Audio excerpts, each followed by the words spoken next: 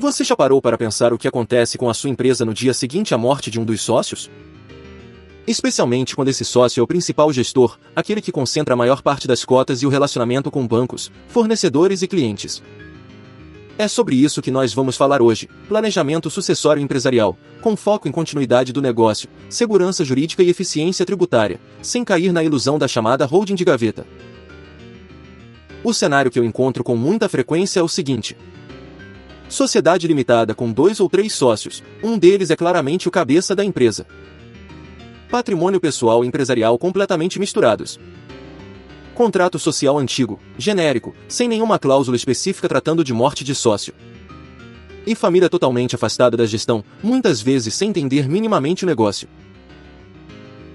Nesse contexto, acontece o evento que ninguém gosta de encarar, mas que é absolutamente certo: o falecimento de um dos sócios. No dia seguinte, bancos bloqueiam as contas da pessoa física. Os herdeiros dão entrada em um inventário. E surge imediatamente a dúvida: as cotas dessa empresa entram no inventário? A empresa pode continuar operando normalmente?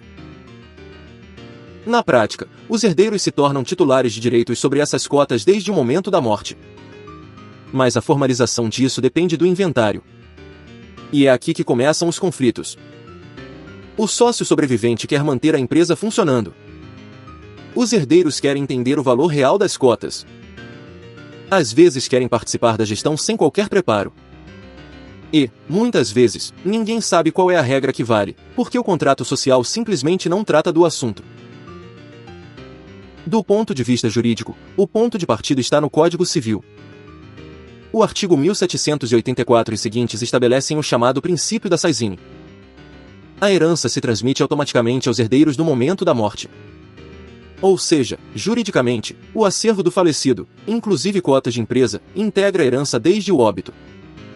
Embora a efetiva transferência dependa dos atos do inventário. Os artigos 1791 e 1792 do Código Civil tratam da responsabilidade do espólio e dos herdeiros pelas dívidas, dentro dos limites da herança. Isso é importante porque, ao herdar cotas, os sucessores também assumem, de forma imediata, a exposição patrimonial ligada àquela participação societária. Quando falamos de sociedade limitada, o Código Civil, especialmente nos artigos 1028, 1029, 1031 e 1057, traz as regras para morte de sócio, liquidação de cotas e cessão de cotas. Em linhas gerais, se o contrato social for omisso, abre-se espaço para a liquidação da participação do sócio falecido ou para o ingresso dos herdeiros. O que inevitavelmente exige negociação, avaliação da empresa e, muitas vezes, discussão judicial. Por outro lado, a Lei das Sociedades por Ações, a Lei nº 6.404, de 1976, prevê de forma mais clara a transmissão das ações por sucessão causa-mortes. O que não significa ausência de conflito, mas sim um arcabouço mais consolidado para a circulação dessas participações. O ponto central é: se o contrato social e, eventualmente, o acordo de sócios forem bem estruturados, é possível definir de antemão se os herdeiros podem ou não ingressar na sociedade. Em que condições, qual será o critério de avaliação das cotas e quais serão os prazos para pagamento. O próprio artigo 997 do Código Civil reforça a importância do contrato social como instrumento que organiza a sociedade. Nele, podem constar cláusulas específicas sobre morte de sócio, liquidação de cotas, direito de preferência dos sócios remanescentes e critérios de apuração de haveres. Além disso, temos a figura do acordo de sócios ou de acionistas. O artigo 118 da Lei das Sociedades por Ações, aplicado por analogia às sociedades limitadas, permite que os sócios estabeleçam regras internas sobre exercício de voto, transferência de cotas, preferência na compra e, principalmente, sobre sucessão. É aqui que entram mecanismos como o direito de preferência na aquisição das cotas do sócio falecido pelos sócios remanescentes ou pela própria sociedade, com base nos artigos 1057 e 1081 do Código Civil. Com isso, é possível garantir que a gestão permaneça nas mãos de quem efetivamente conhece o negócio, ao mesmo tempo em que se assegura uma saída justa e organizada para os herdeiros. No campo tributário, o planejamento sucessório precisa observar, antes de tudo, a Constituição Federal. O artigo 155, inciso 1, atribui aos Estados a competência para instituir o Imposto sobre Transmissão Causa-Mortes e Doação, o ICTM. Cada Estado, por sua legislação própria, define alíquotas, bases de cálculo e regras específicas. inclusive quanto à incidência sobre cotas e ações, com base em valor patrimonial ou valor de mercado. Quando se fala em transferir cotas em vida, por doação ou venda, entra em cena o imposto de renda sobre ganho de capital, previsto, entre outros diplomas, na Lei nº 7.713, de 1988, e regulamentado pelo Regulamento do Imposto de Renda. Se houver diferença entre o custo de aquisição e o valor de transferência, essa diferença pode ser tributada como ganho de capital. E um ponto que não pode ser ignorado é o artigo 116, parágrafo único, do Código Tributário Nacional, a chamada norma geral anti-elisiva. Ela autoriza a autoridade fiscal a desconsiderar atos ou negócios jurídicos que tenham sido praticados com a finalidade de dissimular a ocorrência do fato gerador ou a natureza dos elementos constitutivos da obrigação tributária. É justamente aqui que entra o problema das chamadas holdings de gaveta. O que temos visto no mercado é um verdadeiro modismo. O empresário é convencido a criar uma holding patrimonial para colocar seus bens e cotas, sob promessa de blindagem total, zero imposto na sucessão e economia garantida. Muitas vezes, essa holding não tem atividade real, não tem governança estruturada, não tem contabilidade minimamente consistente e não guarda coerência com a vida empresarial daquele grupo. Os contratos são padronizados, copiados de modelos genéricos, sem análise concreta da realidade da família, da empresa, da legislação estadual aplicável ao ICTUM e das repercussões em imposto de renda. Nesses casos, o risco de caracterização de simulação ou abuso é real, abrindo espaço para autuações fiscais, glosa de benefícios e até desconsideração da personalidade jurídica. O artigo 50 do Código Civil prevê a desconsideração da personalidade jurídica quando houver abuso, caracterizado por desvio de finalidade ou confusão patrimonial. Se a holding é apenas uma casca vazia, sem propósito negocial legítimo, o fisco e o Poder Judiciário podem entender que houve apenas uma manobra formal para reduzir tributos, sem substância econômica. A Receita Federal e o Conselho Administrativo de Recursos Fiscais, o CARF, têm reiteradamente analisado operações de reorganização societária para verificar se há propósito negocial real, como reorganização de grupos, profissionalização da gestão, mitigação de riscos ou preparação para a sucessão, ou se há apenas uma tentativa artificial de economia tributária. O Superior Tribunal de Justiça também já consolidou o entendimento de que o planejamento tributário é lícito, mas não pode ser meramente formal, sem substância econômica, sem aderência à realidade e sem um propósito negocial consistente. Então, o que acontece quando não há planejamento sucessório empresarial? Os herdeiros passam, em tese, a ser titulares dos direitos sobre as cotas, mas dependem do inventário judicial ou extrajudicial para formalizar essa transferência. Enquanto isso, a sociedade pode ficar em uma espécie de limbo. Não se sabe exatamente quem pode votar, quem pode assinar, quem pode receber lucros. Se os herdeiros não têm afinidade com o negócio, podem surgir conflitos diretos com o sócio sobrevivente em relação à gestão, à distribuição de resultados e à própria continuidade da empresa. Esse ambiente de insegurança tende a reduzir o valor da sociedade, afasta investidores, preocupa bancos e fragiliza o relacionamento com fornecedores e clientes. Além disso, um inventário litigioso, com discussão sobre a variação da empresa, pode se arrastar por anos e, em casos extremos, levar à dissolução parcial ou até mesmo à liquidação da sociedade, destruindo o valor que poderia ter sido preservado com um planejamento simples, feito em vida. A boa notícia é que existem estratégias societárias robustas que independem de holding de gaveta que, muitas vezes, são mais eficientes. A primeira delas é a revisão cuidadosa do contrato social. É possível incluir cláusulas claras sobre o que acontece na morte de sócio, se haverá ingresso automático dos herdeiros, se a sociedade irá liquidar as cotas, qual será o prazo e o critério de apuração de haveres, e como será calculado o valor da empresa. Em complemento, o acordo de sócios pode detalhar regras de voto, limites de participação de familiares na gestão, direito de preferência na compra de cotas, mecanismos de saída e, especialmente, o tratamento específico para o evento morte. Uma ferramenta muito utilizada é o chamado Buy-Sell Agreement, um pacto de compra e venda de cotas em caso de morte de sócio, com fórmula objetiva de valuation previamente definida.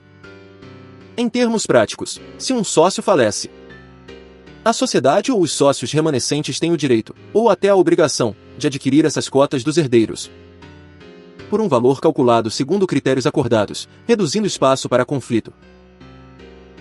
Para viabilizar financeiramente essa compra, muitas estruturas utilizam seguro de vida atrelado ao acordo de sócios. O capital segurado é direcionado justamente para gerar liquidez, permitindo que a empresa ou os sócios remanescentes comprem a participação do falecido, garantindo recursos para os herdeiros e continuidade para o negócio. E onde entra a holding nessa história? A holding, seja operacional ou patrimonial, pode ser uma excelente ferramenta quando há múltiplas empresas. Necessidade de centralizar participações, profissionalizar a gestão de bens ou estruturar uma governança mais sofisticada. Nesses casos, a holding tem propósito claro: organizar o patrimônio, facilitar a sucessão, separar risco operacional de patrimônio familiar e racionalizar decisões administrativas. Isso é completamente diferente da holding de gaveta. Sem atividade real, sem contabilidade adequada e criada apenas para baixar imposto. Quando a estrutura é artificial, as consequências podem ser severas. Glosa de eventuais benefícios fiscais, cobrança de ICC e imposto de renda com multa e juros, questionamento de isenções e, em hipóteses mais graves, desconsideração da própria holding para alcançar diretamente o patrimônio das pessoas físicas. Por outro lado, a eficiência tributária lícita é plenamente possível. Um bom planejamento compara, de forma objetiva, o impacto tributário da transmissão causa-mortes via inventário com o cenário de doação em vida de cotas, considerando alíquotas de ICC, eventual imposto de renda sobre ganho de capital e custos cartorários. Também é possível realizar reorganizações societárias com fundamento econômico real, separar patrimônio pessoal de patrimônio empresarial, criar uma empresa operacional e outra patrimonial com funções bem definidas, sempre com registros contábeis consistentes e contratos alinhados com a prática do dia a dia. Nas doações de cotas, podem ser usadas cláusulas restritivas, como inalienabilidade, incomunicabilidade e impenhorabilidade, dentro dos limites da legítima, conforme os artigos 1847 seguintes do Código Civil. Isso permite proteger o patrimônio familiar de determinadas situações de risco, sem desrespeitar a parte obrigatória dos herdeiros necessários. O ponto-chave é que o planejamento sucessório empresarial não pode ser visto isoladamente. Ele precisa integrar a dimensão societária, sucessória, tributária e familiar, com simulações numéricas, projeções de cenários e documentação adequada em contratos, pareceres e atas.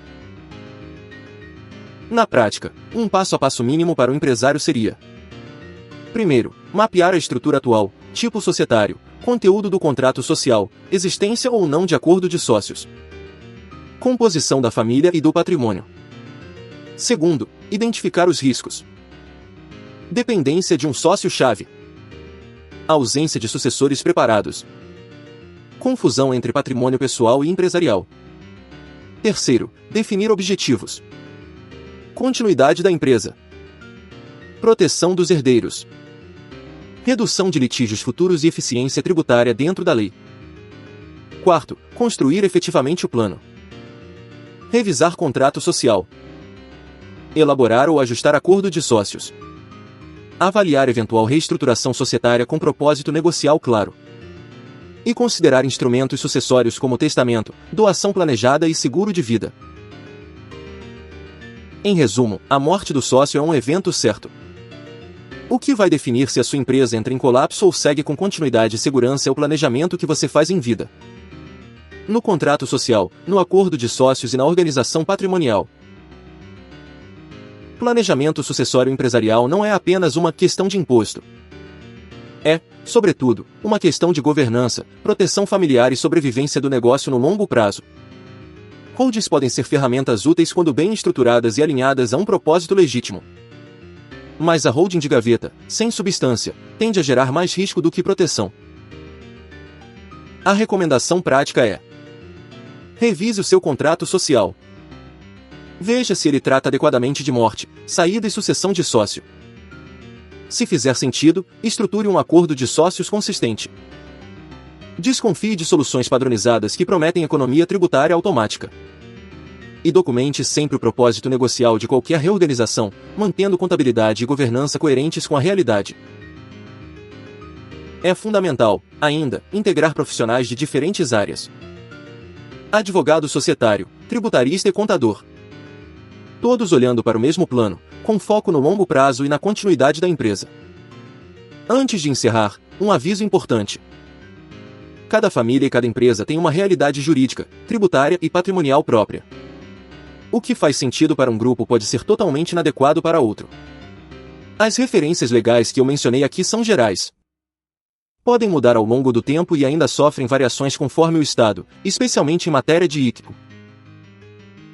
Este conteúdo tem caráter exclusivamente informativo e educacional. Não substitui uma consulta jurídica individualizada e não constitui, em nenhuma hipótese, orientação específica para o seu caso concreto. Antes de implementar qualquer estrutura de planejamento sucessório, busque orientação técnica qualificada e formalize tudo por escrito, com segurança jurídica. Se você ficou com alguma dúvida geral sobre planejamento sucessório empresarial, sobre cláusulas de contrato social, acordo de sócios ou uso responsável de holdings, deixe a sua pergunta nos comentários. As suas dúvidas e sugestões ajudam a direcionar os próximos conteúdos e aprofundar esse debate de forma séria e educativa. Eu sou Lucas Lisboa. Este é o canal da LLR Advocacia. Agradeço pela sua atenção.